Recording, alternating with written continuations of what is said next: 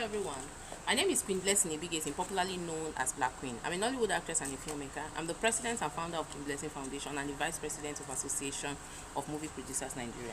This morning, I just want to talk about something that's been bothering me, and I just felt that it's going to be so good to put it out here, so that people who are still planning to do it will know that it's my opinion anyway. I kind of think it's wrong, and if you agree with me, you can drop your comment at the comment section. Okay, so few months ago, my goddaughter called me and she told me that she took her fiance home and her parents accepted him. So I was very happy with her.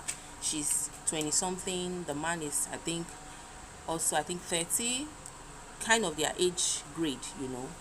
And it's actually a good time to start their family. The boy is doing quite well, and she's also doing very well as an upcoming artist and also as a producer. She's produced her own first film, and she was hugely supported by her man.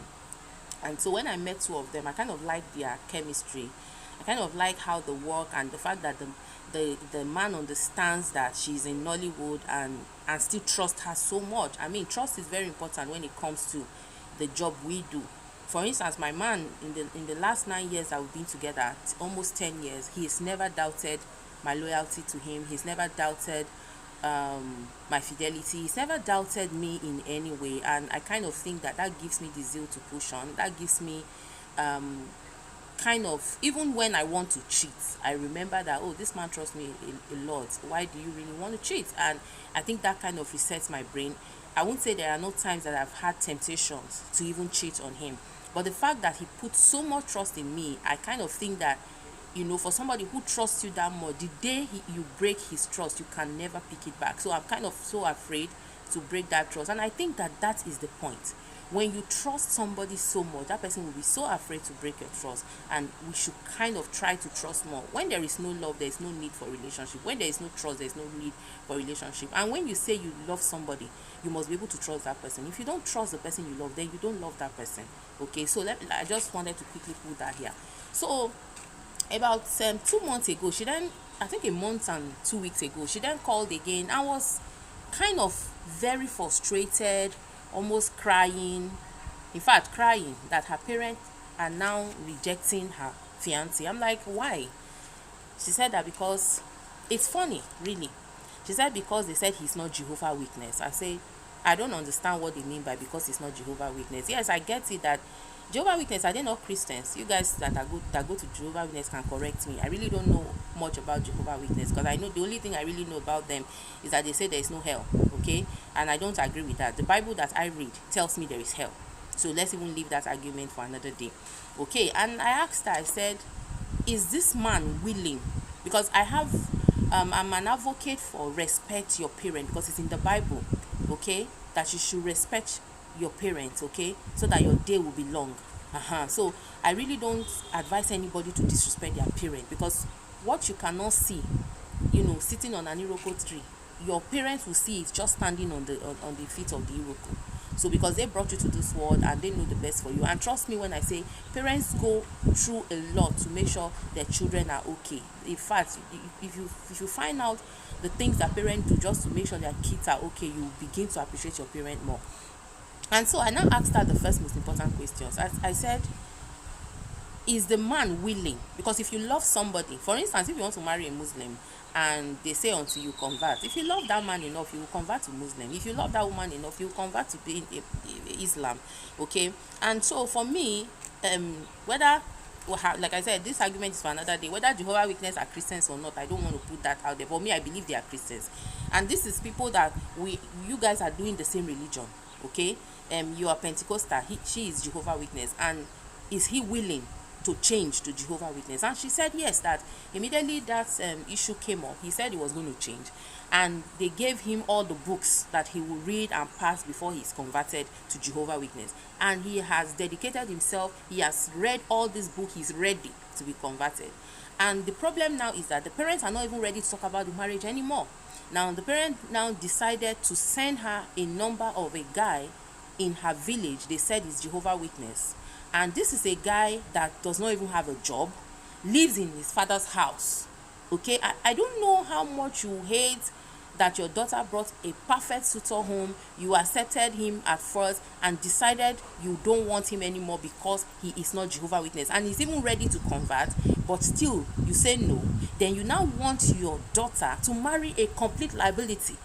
Because if he marries that man, he's going to just be marrying a liability. This is a girl that has been living in the city, that has tested the good life, that has started making her own money. You want her to now marry a man that will bring nothing to the table. And these are the things that causes divorce. These are the things that causes domestic violence. Because it will get to a point where this lady will say she's no longer catering for the house again because it's not her job. A woman is supposed to be a support, not the head. We should quickly understand that. You can't be the head providing for the family. Yes, you can support. Your husband can bring and you can bring, but you can't be the sole person bringing. It's not done anywhere. And then the next thing, she'll start disrespecting the man. Because see, let me tell you, if you don't take care of your family, your wife will disrespect you. That is the truth. If you become ole, your wife will treat you like an ole. And then I don't like this fact that people encourage people to get into marriage when they don't even have a job. Immediately you get married, children, God can just bless you in the first month and boom, you are pregnant. The next thing, children come into the mix. How do you want to buy baby food and pampers and everything? Then the next thing, you start constituting nuisance, disturbing people to take care of your children for you. And before you know it again, if the girl fit be one kind fatal person, the next thing, boom, she don't get belle again.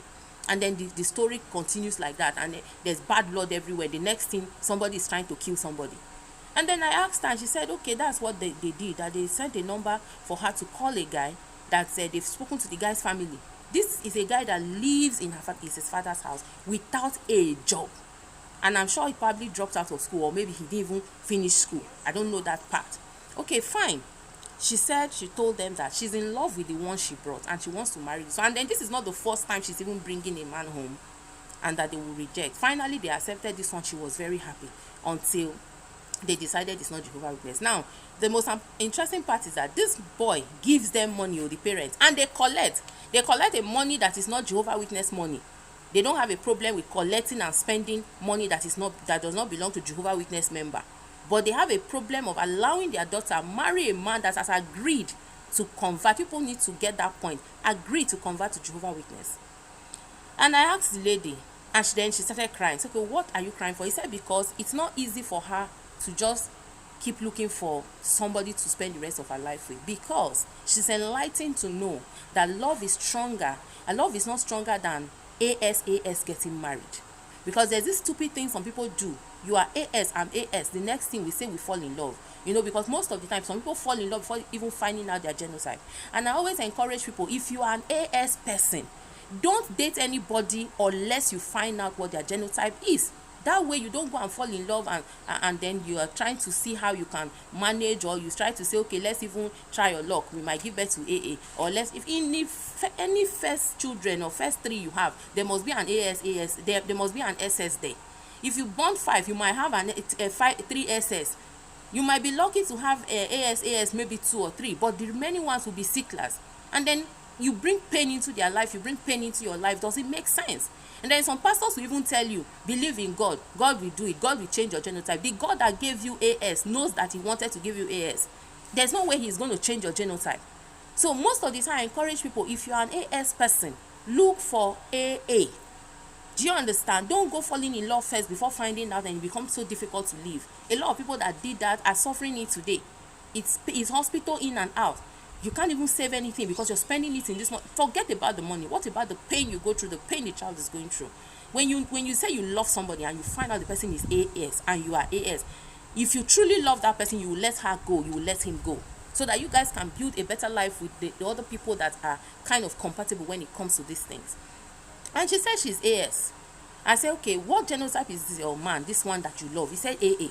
I said, so number one, in question when it comes to science, is balanced. Do you love him? He said yes, that she loves him a lot. And to be honest, like I said in the beginning of this video, I have seen them together. Their chemistry is fantastic. The boy loves this lady, respects her so much, and that's one thing I like about it. Okay, and the truth of it, I feel in this part of the world, marriage is overrated. But that is my own opinion. And when I see people who want to marry and settle down, I encourage them, because truly, two good heads are better than one. And if you truly marry a partner that loves you and that want the best for you, it can push you to the level that you never even, you know, vision that you were going to get to. That is if you marry somebody that actually loves you, okay? And so some of us are not lucky when it comes to these things, but when we see people that are lucky enough to find that kind of partner, so we encourage them to get married. Like I said, if you find love, marriage is sweet. If you find the right person, relationship is fantastic. Nobody wants to be alone and be lonely. There are sometimes you really want to talk to somebody, okay? So I asked her, she said she loves the man very much, and I know that this man loves her so much. So many times he said that to me, and I asked her, I said, so what do you want to do? She said she doesn't know, and that apart from her parents, I'm the only person she respects the most as her godmother. And I said, okay, I'm going to be 42 soon, and I won't lie to you. Trust me, if you lose the person you truly love with your own condition as an AS person self, it might be difficult for you to actually find an AA and fall in love with that person again. This one is kind of very, I mean, you're not marrying him because he's AA. It's that you're already even in love with him. And I said, if I were you, I will go to court and get married. Anytime my parents are ready to welcome my husband, then we can do traditional marriage. In the eyes of the law, you marry in the court, it's marriage. And if your parents decide they don't want to welcome this man, you're already a married woman, you can start having your children. By the time children comes into the mix, grandchildren have a way of making our parents do what, you know, they didn't want to do, because they just transfer that love immediately to the grandchildren. And so I told her to go get married before she lose the man she loves, you know. And the good news is that they got married last week. I even made a post about it. I wrote this episode, but I just decided to make a video out of it to encourage people out there and to talk to parents. Dear parent, please, yes, you are the one that gave birth to us. Allow us make the mistake. Allow us do those things. We will learn from it. If you don't make mistakes in life, you can't learn anything. Okay, yes, it's good to encourage your children to marry the people you think that are right partners. In doing that, some of you are making the biggest mistake ever. For instance, in this case, a man that wants to marry your son already have a job, doing very well, is even able to send money to you guys. He's even able to push your daughter's ambition. And then you now want her to leave that person because he's not Jehovah, not even because of a good reason. Oh, I think this reason is ridiculous if you ask me, in my own opinion. Not because of a good reason. You now want her to leave the man and marry a boy that lives in the village because he's Jehovah Witness but has no job, for only the reason because he's Jehovah Witness. Does it even make sense? Allow your children choose especially when it comes to life partners. You can only impute, you can only encourage, you can only advise. Don't choose life partners for your children. At the end of the day, it doesn't end well. In 100, maybe only 10 ends well when your father or your mother picks a wife for you. It doesn't end well. Allow these children pick whoever they love. At the end of the day, it's that love, that connection that keeps the marriage when everything else goes south. If you marry a man because of money, when the money finish, there's divorce. When you marry a woman because she's beautiful, the day where this beauty, her cheek begins sag, there is divorce. So you must marry somebody because of their character. How do they make you feel? Do they make you nervous when you're around them? Do they make you have butterflies in your stomach when you're around them? Can they provide for you? Can they take care of your children? Can they make sure you don't go begging to eat? These are the things. Not just because of beauty, because of handsomeness, because of money. So many things. Yes, I always tell people, money is also important in relationship. When money enters love, now love is sweet.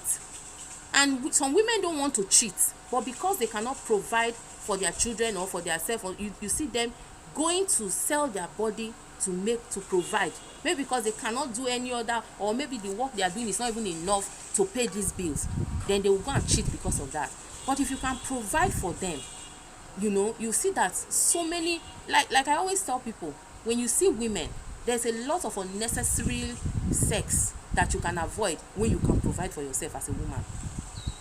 And so when you now marry, you expect that your man also takes part of your responsibility.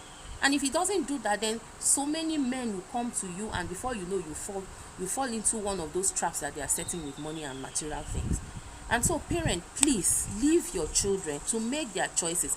Make their choices in education.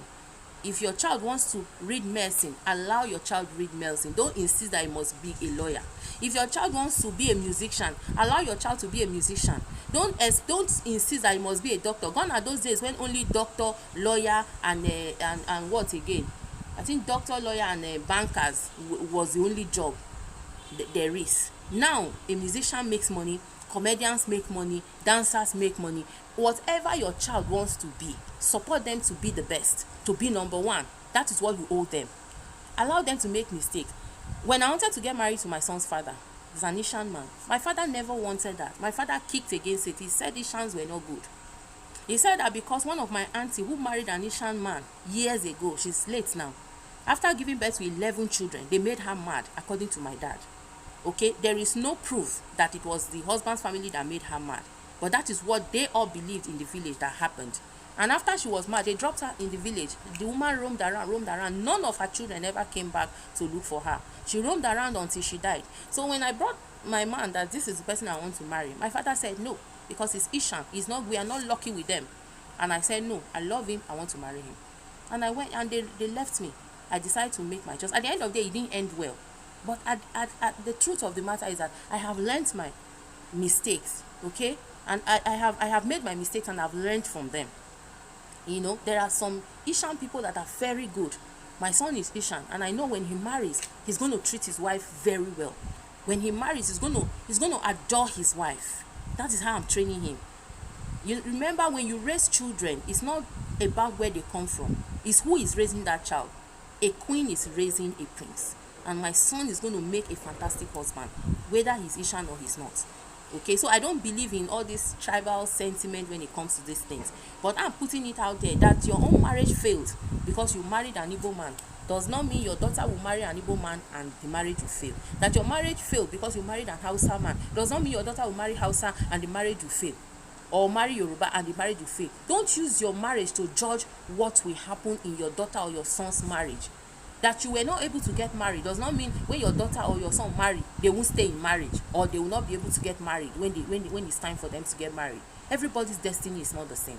Let's understand this and allow our children to make the right choices in life. All we need to be there for is to guide them. You bring a woman, I look at the woman, is she industrious? Is she this? I tell you my own opinion, and I try to make you see the things you are not seeing. And if you are able to see it, fine. If you are not able to see it, enter, make the mistake, come out.